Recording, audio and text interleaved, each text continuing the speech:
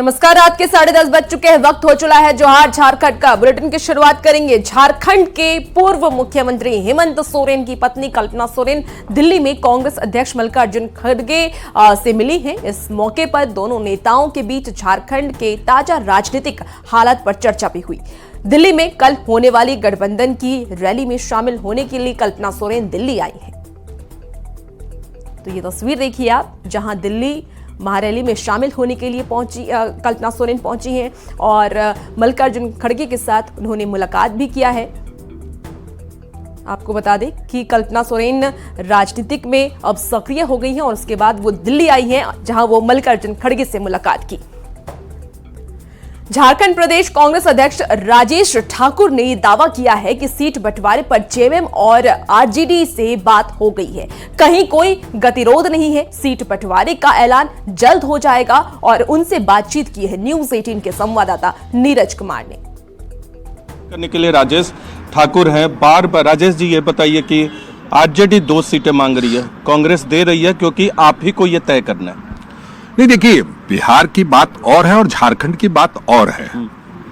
बिहार में हमारी alliance party, बड़ी अलायंस पार्टी जो है वो जेएमएम है और उनसे हमारी बातचीत हो गई। राजद से भी बातचीत हुई है और हम समझते हैं 1-2 दिनों में फैसला आ जाएगा। जो भी फैसले लेते हैं स्टेट यूनिट लेते हैं। स्टेट यूनिट से वार्ता चल रही है। आज भी हम लोग बात किए हैं।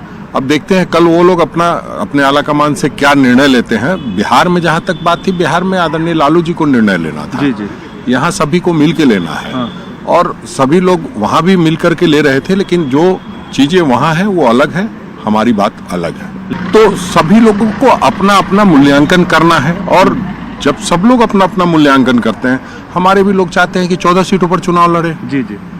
लेकिन हम नहीं लड़ रहे हैं, हम आधे सीटों पर लड़ने जा रहे हैं। तो वैसे में सभी लोगों को एक अपना दायरा सुनिश्चित करते हुए जब निर्णय लेंगे। मैं बड़े भाई की भूमिका में है तो वहां कांग्रेस और जेएमएम जो कहेंगे वही आरजेडी को मानना होगा। कैमरा पर्सन अनिल के साथ नीरज कुमार, न्यूज 18 इंडिया, दिल्ली। धनबाद के बीजेपी दफ्तर में पार्टी नेताओं और कार्यकर्ताओं की अहम बैठक हुई है। इस मौके पर बीजेपी प्रत्याशी ढुल्लू महतो की जीत सुनिश्चित करने के लिए कार्यकर्ताओं को मंत्र दिया गया। बैठक में बीजेपी महामंत्री कर्मवीर सिंह, विपक्ष के नेता अमर बाउरी, बीजेपी प्रत्याशी ढुल्लू महतो ने यह दावा किया है कि हर हाल में जीत बीजेपी की ही होगी और इसके लिए गांव-गांव में बीजेपी नेता और कार्यकर्ताओं को जी जान से जुट जाना होगा। किया है, चुनावी रणनीति किया गया है। भारतीय जनता पार्टी के कार्यकर्ता तो आप जानते हैं समर्पित भाव से काम करते हैं पार्टी के प्रति। पूरा विश्वास है पार्टी के कार्यकर्ता निभाने का काम करें। जिस तरह से उत्साह का वातावरण है, जिस तरह से कार्यकर्ताओं ने पूरा दमखम लगाने का मन बनाया है और प्रत्याशी के घोषणा होने के साथ ही यहाँ विपक्ष के सांप सूंघ गया है कि कहीं परिवर्तन होता है तो इस तरह की छोटी मोटी बातें आती रहती है। लेकिन कुल मिलाकर के भारतीय जनता पार्टी के कार्यकर्ता अनुशासित कार्यकर्ता है, समर्पित कार्यकर्ता है। वो अपना जी जान लगा करके, अपना पैसा और खून लगा करके पार्टी को सींच करके आज यहाँ तक पहुँचाया है।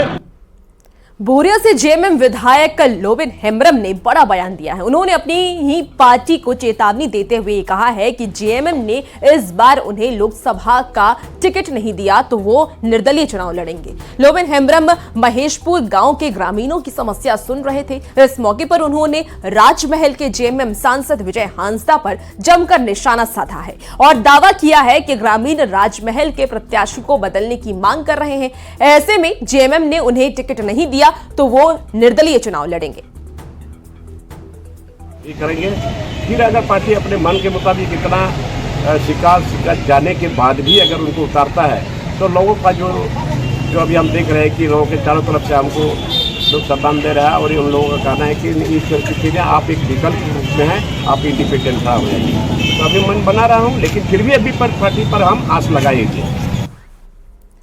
खूंटी के कोचांग गांव में सरहुल मिलन कार्यक्रम किया गया है। इसमें कांग्रेस के लोकसभा उम्मीदवार कालीचरण मुंडा भी शामिल हुए हैं। वो ग्रामीणों के साथ सरहुल गीत पर थिरकते और हर किसी को सरहुल की बधाई भी दी है। साथ ही उन्होंने ग्रामीणों से कांग्रेस के पक्ष में वोट देने की अपील भी की।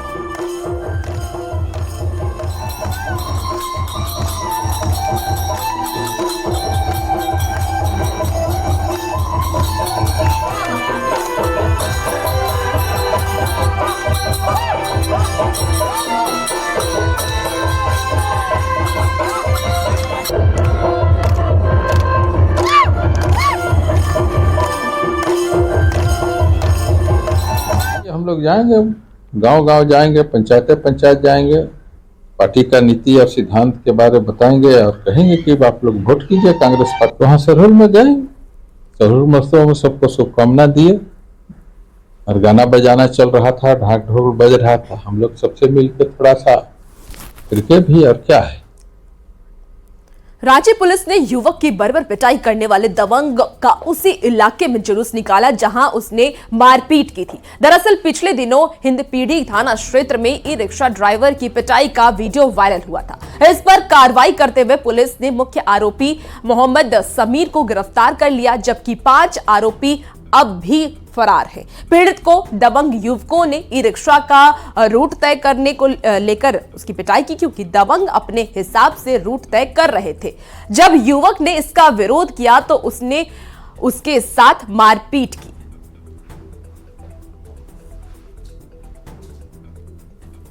पुलिस छापेमारी है, उसमें एक अभियुक्त की गिरफ्तारी हुई है, बाकी की खोज चालू है। खबर रामगढ़ से आ रही है, जहां पत्थर खदान में पानी में डूबे युवक राहुल कुमार के शव को गोताखोरों ने हादसे के 28 घंटे के बाद बाहर निकाल लिया। यह घटना रजप्पा थाना क्षेत्र के लोलो गांव में हुई है। राहुल शुक्रवार को 8 से 10 दोस्तों के साथ नहाने गया था और इसी दौरान वो फिसलकर गहरे पानी में डूब गया। उसे ढूंढने की कोशिश की गई पर डूबने से उसकी मौत हो चुकी थी। ग्रामीणों और गोताखोरों ने घंटों मशक्कत के बाद शव को पानी से बाहर निकाला।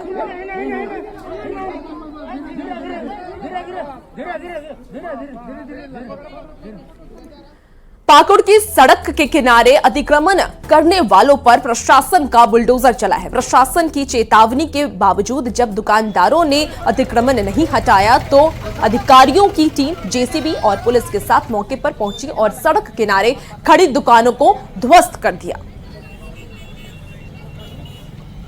चलेगा ये आज कल 2 दिन चलेगी पूरे नगर पालिका क्षेत्र के अंतर्गत, ताकि यातायात की सुविधा सुगम हो सके। जब जब प्रशासन के संज्ञान में आती है ये बातें, हम लोग सारे प्रशासनिक पदाधिकारी बहुत ही गंभीरतापूर्वक संज्ञान लेते हैं और इस पर कार्रवाई, हर संभव कार्रवाई करते हैं।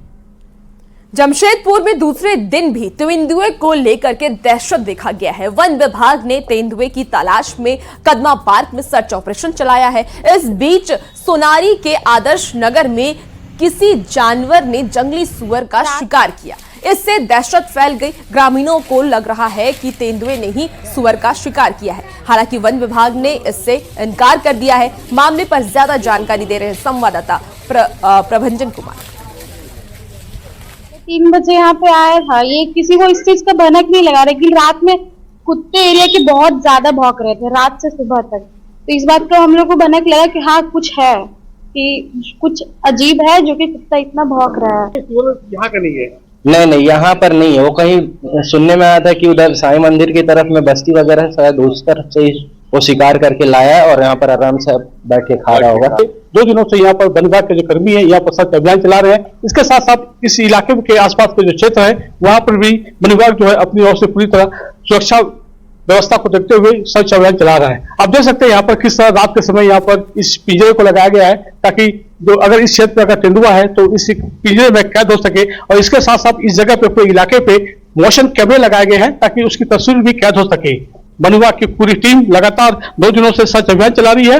हमारे साथ में यहाँ पर डीएफओ मैडम भी है, रेंजर सर भी है और पूरी तो वनकर्मी की जो टीम है वो इस जगह पे सर्च अभियान चला रही है। मैडम लगातार 2 दिनों से यहाँ पे सर्च अभियान चला के रखा हुआ भी है।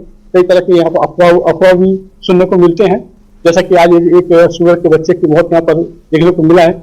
सही बात क्या है मैडम और किस तरह के अभी तक अभियान यहाँ पर चल रहे हैं? आज जो सुअर के बच्चे की मौत सोनारी एरिया में पाया गया है, उसमें मैं बताना चाहूंगी कि wild life institute of India से जो हमारी एक्सपर्ट टीम आई हुई है और पलामू टाइगर रिजर्व से भी जो डॉक्टर आए हुए हैं, वेटरनरी डॉक्टर आए हुए हैं, उनके मुताबिक ये किलिंग किसी लेपर्ड के द्वारा नहीं की गई है, क्योंकि उसमें कोई भी बॉडी पे कोई नेल मार्क्स या किसी भी तरह के मार्क्स नहीं पाए गए। बीच भी गया, बहुत सारे लोगों से बात भी किया। एक तो मैं सिक्योरिटी गार्ड से बात कर रहा था जो क्लेम कर रहे थे कि उन्होंने दूसरे बार में को देखा है। तो मैंने जब उनसे अच्छे से पूछा कि साइज क्या था, किस साइज में देखा, उसका रंग क्या था, तो वो नहीं बता पाए। लास्ट में खुद ही बोलते हैं कि शायद वो सियाह है। यहाँ पर कुछ इस तरह का साइनेज मिला है, कुछ वीडियो ब्लर वीडियो मिला है। अभी ये जैसे अपने सोनारी वाला देखेंगे तो उसको देख के इन्वेस्टिगेशन या उसको देख के उसका स्टडी करें लिटरेचर वगैरह कि इसमें कौन सा एनिमल का है, वह इस क्षेत्र पे कब शांत होगी। प्रवीण कुमार, न्यूज 18, जमशेदपुर। धनबाद पुलिस ने इंटर डिस्ट्रिक्ट चेक पोस्ट के पास वाहन चेकिंग के दौरान 3 गौ तस्कर को गिरफ्तार कर लिया है। बंद कंटेनर में 43 मवेशियों को रखा गया था। इन सभी को बिहार के सासाराम से पश्चिम बंगाल के इलम बाजार ले जाया जा रहा था। पुलिस को देखकर ड्राइवर कंटेनर लेकर भागने लगा और तभी उसे रोककर पकड़ लिया गया। कंटेनर से निकाले गए मवेशियों को स्थानीय ग्रामीणों के हवाले कर दिया गया। चेकपोस्ट जो है अमनखोरी में, वहाँ चेकिंग के दौरान एक कंटेनर में गोवंशीय पशु बरामद हुआ और उसके बाद 3 लोगों की गिरफ्तारी की गई वहाँ से और इस संबंधित में कांड दर्ज किया गया है 24/24 हरिहरपुर थाना कांड संख्या है और आगे का हम लोग कार्रवाई कर रहे हैं। खबर हजारीबाग से है, जहां हजारीबाग में पौधारोपण के नाम पर करोड़ों की ठगी करने वाले आरोपी पकड़ा गया है, जबकि दूसरे आरोपी जितेंद्र पांडे की तलाश चल रही है। आरोपी प्रज्ञा सेवा संस्थान के जरिए पौधा लगाने के बहाने भोले भाले ग्रामीणों को बेवकूफ बना रहा था और उस पर लाखों रुपए की ठगी का आरोप है। पब्लिक में कुछ जागरूकता की कमी है और इसको जो है सो लोग पब्लिक को झांसा देकर फंसाया है। तो भाई इसमें तो पब्लिक का कोई देख रहे है, कोई महिला रो रही है, कुछ जेवर बेच के दी है, कोई क्या करके दी है, कोई सूद में उठा के दी है। इसको तो हम तो बोलेंगे कि इंसाफ मिलना चाहिए। संस्था चल रही थी प्रज्ञा सेवा संस्थान, ये एक पेड़ के माध्यम से एक रजिस्टर्ड अपने आप को बताया जाता था, जिसका डायरेक्टर था प्रदीप कुमार राय। ये 2016 लास्ट दिसंबर में यहाँ हजारीबाग आई। कैसे कैसे हम लोग इनसे मुलाकात हुई। 2016 के बाद 2017 में इन्होंने ये बताया कि आप 2 लाख रुपए लगाएंगे तो 6 साल में आपको 30 लाख रुपए का बेनिफिट्स होगा। तो कैसे बारी बारी से लोगों से, गरीब लोगों से 10,000 15,000 कलेक्शन करके एक साथ 2 लाख रुपया उठाते थे और हजारीबाग में कई किसानों से, अभी देखिए मैं मुफस्सिल थाना हजारीबाग में हूँ, यहाँ लगभग कम से कम 300 से 400 किसान आए हुए हैं। तो उनका शिकायत ये है, साथ में मैं भी किसान हूँ। तो प्रदीप कुमार राय जो है 6 साल का टर्म ओवर देती थी, 6 साल के बाद वो यहाँ से फरार हो गया, कई 100 करोड़ रुपया लेकर के फरार हो चुका है। कोडरमा के झुंझुनू तलैया में 4 लेन बाईपास निर्माण के चलते प्रदूषण बढ़ गया है। सड़क का निर्माण होने से सारा दिन गाड़ियों का आना जाना लगा रहता है, जिससे धूल और मिट्टी उड़ती रहती है। ऐसे में राहगीरों और दुकानदारों को काफी परेशानी होती रही है। नाराज ग्रामीणों ने आरकेएस कंपनी से 2 घंटे के नियमित अंतराल पर पानी का छिड़काव करने की मांग की है। होली के जो पहले था 23 तारीख से पानी का छिड़काव नहीं हो रहा है, इसी के कारण आगे से शटर हम गिरा के रखते हैं। पूरा धूल जो रोड का है, जितना गाड़ी घोड़ा जाता है, दोनों साइड का जो डाइवर्सन है बाएं साइड ही निकाल दिया गया है, जिसके कारण बहुत ज़्यादा धूल दुकान में धूल गर्दा दिन भर खाते रहते हैं। पिछले होली के बाद से अभी आज पानी गिरना शुरू हुआ है और जब फोन करके बोलते हैं कि पानी कहीं नहीं गिर रहा है तो हमको बोला जाता है कि फोन बार बार मत किया कीजिए। हम बोले फोन तो करेंगे ही, फोन नहीं कर पानी नहीं गिरेगा, धूल ही उड़ेगा तो हम किसको फोन करके बोलेंगे। फोन धूल के लिए है कि रेगुलर पानी डाला जाए। धूल सबसे बड़ा समस्या है, क्योंकि अभी गर्मी आ गया है। गर्मी में ऐसे भी गर्मी से लोग परेशान हैं, टेम्परेचर ऐसे। रामगढ़ के बोरोबिंग गांव में सब्जी की फसल में झुलसा रोग लगाने से किसान बेहद ही परेशान हैं। ये रोग कद्दू और खीरे की फसल को पूरी तरीके से नष्ट कर रहा है, जिससे किसानों को आर्थिक नुकसान हो रहा है। परेशान किसान सरकार से मुआवजे की गुहार लगा रहे हैं। ज्यादा जानकारी दे रहे हैं संवाददाता जावेद खान। इस समय मैं मौजूद हूँ रामगढ़ जिले के चितरपुर प्रखंड के बोरोबिंग में।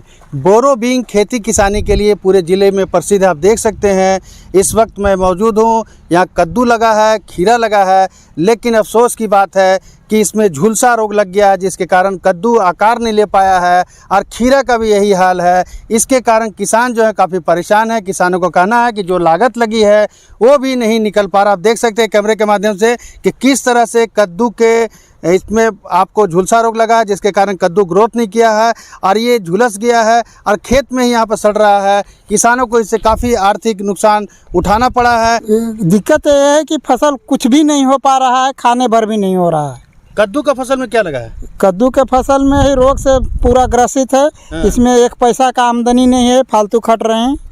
कद्दू और खीरा में भी है? खीरा में जितना पूंजी लगाते हैं खेती में वो पैसा भी नहीं निकलता है। क्या करेंगे हम लोग? बाल बच्चा कैसे पढ़ाई लिखाई? इस तरह में अगर खेती नहीं होगा तो घर भर पढ़ाई लिखाई इसी से होता है। हाँ, सब इसी से होता है। झुलसा रोग से सब आपका खेती नष्ट हो गया। हाँ। वही खेती का इतना खट रहे हैं, उसमें हम लोग का कोई फायदा नहीं हो रहा है। झुलसा रोग लग गया है। झुलसा रोग लग गया, परेशानी है जी। स्पंज आयरन फैक्ट्री है, वहाँ का धुआं भी कहीं न कहीं खेती को यहाँ पर नष्ट कर रही है। झुलसा रोग तो लग ही रहा है और उस जो फैक्ट्री से धुआं निकल रहा है, जो धूल निकल रहा है, वो भी खेतों में आके गिर जा रहा है। हालांकि किसानों का कहना है कि झुलसा रोग से जो फसल है वो बर्बाद हो रहा है, यानी कि जो कद्दू का फसल है और जो खीरा का फसल है वो पूरे तरीके से झुलसा रोग के कारण जो है बर्बाद हो गया है। ऐसे में जो किसान है इनसे आर्थिक नुकसान हो रहा है और ये जो यहाँ पर फैक्ट्री है उससे भी खेती किसानी प्रभावित हो रही है। ऐसे में किसान चाहते हैं कि सरकार इन्हें जो खेती नष्ट हुई है, जो फसल नष्ट हुआ है, उसका मुआवजा देने का काम करे। जावेद खान, न्यूज़ 18, रामगढ़। 16 साल की काम्या कार्तिकेयन कम उम्र में एवरेस्ट फतह करेंगी। काम्या 6 अप्रैल को काठमांडू से अभियान शुरू करेंगी, जिसमें 4 कैंप होंगे और अगर उसके बाद मौसम अच्छा रहेगा तो काम्या आगे भी चढ़ाई जारी रखेंगी, जिसके लिए टाटा स्टील के JRD स्पोर्ट्स कॉम्प्लेक्स में प्रेस कॉन्फ्रेंस का आयोजन किया गया। आपको बता दें कि Tata Steel corporate communication vice president Chanakya Chaudhary ने काम्या का मनोबल बढ़ाया है। वहीं इस सफर में उनके पिता नेवी के कमांडर डॉक्टर S कार्तिकेयन भी एवरेस्ट की चढ़ाई करेंगे। ट्रैक्स किए हैं, उसके अलावा मैंने एवरेस्ट बेस कैंप का ट्रैक किया है। उसके बाद 2017 में मैंने लद्दाख में माउंट स्टोकांगरी चढ़ा था, जो कि मेरा फर्स्ट 6000 मीटर प्लस पीक था। उसी के बाद मेरा मिशन साहस शुरू हुआ, जिसके थ्रू मैं सारे कॉन्टिनेंट्स के हाईएस्ट पीक्स क्लाइंब करना चाहती हूँ। उनमें से मैंने Africa, Europe, Australia and south and north America के हाईएस्ट पीक्स क्लाइंब किए हैं। मेरा तो यही एम रहेगा कि जब तक मैं क्लाइंब कर सकती हूँ हिमालय में क्लाइंब करती रहूँ। हमारे पास इतने सारे आपने देखा है और आप जानते भी हैं कि अभी तक टाटा स्टील एडवेंचर फाउंडेशन के बैनर में 12 ऐसे क्लाइंबर्स रहे हैं जो सक्सेसफुली माउंट एवरेस्ट सबमिट कर पाए हैं। सबसे पहले तो हमारी मैडम चिंती पाली हैं, उन्हीं का ये शुरू किया हुआ है और लास्ट ईयर अस्मिता गौर जी ने सबमिट किया। और लोकसभा चुनाव को लेकर के निर्वाचन आयोग तैयारी में जुट गया है। हजारीबाग समाहरणालय में मुख्य निर्वाचन पदाधिकारी रवि कुमार ने ये मीटिंग की है। बैठक में लोकसभा चुनाव की तैयारियों को लेकर चर्चा की गई और बूथों पर सुरक्षा और विधि व्यवस्था के पुख्ता इंतजाम करने के निर्देश भी दिए गए। गुमला लोकसभा आम चुनाव को लेकर के असुंता टोम्पो पर PWD स्वीप आइकॉन घोषित किया गया है। साथ ही गुमला के मतदाताओं से लोकसभा चुनाव में बढ़ चढ़कर हिस्सा लेने की अपील की गई। DC कर्ण सत्यार्थी ने गुमला के मतदाताओं से वोट देने के लिए अपील की है और इसके साथ ही मतदान केंद्र में जरूर जाने की भी गुजारिश की। पैरा सेटिंग वॉलीबॉल एवं पैरा थ्रोबॉल इंटरनेशनल खिलाड़ी गुमला PWD डिस्ट्रिक्ट आइकॉन। आप सभी मतदाताओं से अपील करती हूं कि दिनांक 13 मई 2024 दिन सोमवार को लोकसभा आम चुनाव 2024 में अपने मताधिकार का प्रयोग। देवघर के बैद्यनाथ मंदिर परिसर स्थित काली मंदिर में पूरे विधि विधान से नगर नवेली पूजा की गई है। आपको बता दें कि पुरानी परंपरा के अनुसार 3 दिन तक नगर को विधि विधान से बांधा गया और मां काली मंदिर के सामने नगर वासियों ने धूमन और आहुति दी है ताकि साल भर वे रोग जो भी बाधाएं हैं उनसे वो मुक्त रहें। वहीं मंदिर में पंडा धर्मरक्षिणी सभा के जरिए 11,000 कुंवारियों को भोज कराया गया। पूरे संथाल परगना में गवाली काली पूजा की परंपरा रही है। के बाद जो बढ़ता जो है यहाँ माई का पूजा किया जाता है, नगर गवाली पूजा, और माई का पूजन करने के लिए जो है तो मंगलवार को पहले हमारे यहाँ बाबा बैद्यनाथ हैं, का षोडश पूजन होता है, फिर 22 मंदिर का पूजन होता है और सायंकाल में शाम में माई का पूजा प्रारंभ होता है, जो रात तक ये पूजा चलता है। और दिन चाईबासा के प्रसिद्ध सिद्धपीठ मां भगवती केरा मंदिर में बीती रात शुभ घट का आगमन हुआ है। डाहनी डूबा नाम के स्थल से विधिवत पूजा अर्चना की गई। मंदिर में शुभ घट को लगाया गया है। इस कलश यात्रा में केरा गांव और उसके आसपास के इलाके से सैकड़ों की संख्या में लोग शामिल हुए। केरा मंदिर में 10 से 14 अप्रैल तक अन्य विधि विधान होंगे। बता दें कि 13 और 14 अप्रैल को मंदिर परिसर में 300 वर्ष पुराना ऐतिहासिक चैत्र मेला आयोजित होगा, जिसमें कुल्हान क्षेत्र से लाखों की संख्या में लोग पहुंचते हैं।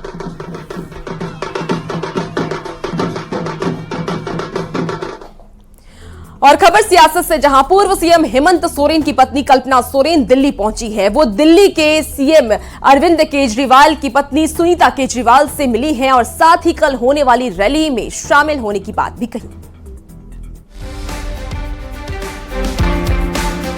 मुलाकात की इन तस्वीरों में खुशी भी है, गम भी है और साथ होने का एहसास भी है। ये है झारखंड के पूर्व मुख्यमंत्री हेमंत सोरेन की पत्नी कल्पना सोरेन और दिल्ली के मुख्यमंत्री अरविंद केजरीवाल की पत्नी सुनीता केजरीवाल। दोनों के पति मनी लॉन्ड्रिंग के केस में जेल में हैं। इसलिए जब दिल्ली में कल्पना सोरेन सुनीता केजरीवाल से मिली तो दोनों की आंखें छलक पड़ी। देखिए, जो घटना झारखंड में 2 महीने पहले हुई थी, वो यहाँ दिल्ली में भी सेम घटना हुई है। मेरे पति हेमंत जी को भी जेल भेजा गया। आज यहाँ पे अरविंद सर को भी यहाँ पे जेल भेजा गया है। तो जो परिस्थिति, जो स्थिति हमारी झारखंड में है, वही अब यहाँ दिल्ली में भी हो गई है। तो मैं मैम से, सुनीता मैम से मिलने आई थी, उनका दुख दर्द बांटने आई थी, तो उन्होंने भी अपनी व्यथा सुनाई और हम लोगों ने यही मिलकर प्रण किया है कि अब इस लड़ाई को हम लोगों को बहुत दूर तक लेके जाना है, जिनपे मैम का भी साथ हमारे साथ रहेगा और हमारा पूरा झारखंड भी अरविंद केजरीवाल जी सर के साथ भी हमेशा रहेगा। अरविंद केजरीवाल की गिरफ्तारी के खिलाफ दिल्ली के रामलीला मैदान में विपक्षी गठबंधन की महारैली होने वाली है। इस रैली में शामिल होने के लिए कल्पना सोरेन समेत कई जेएमएम नेता रांची से दिल्ली पहुंचे हैं। इस रैली के जरिए न सिर्फ केंद्र सरकार पर जोरदार हमला होगा, लोकसभा चुनाव से पहले विपक्षी एकजुटता दिखाने की भी भरपूर कोशिश होगी। झारखंड के राजनीतिक मैदान से सियासत में कदम रखने वाली कल्पना सोरेन अब दिल्ली के सियासी मंच पर केंद्र सरकार पर हमले करती दिखेंगी। ऐसे में हेमंत सोरेन की गैर हाजिरी से निराश जेएमएम कार्यकर्ता कल्पना सोरेन के सियासी दौरे से उत्साहित नजर आ रहे हैं।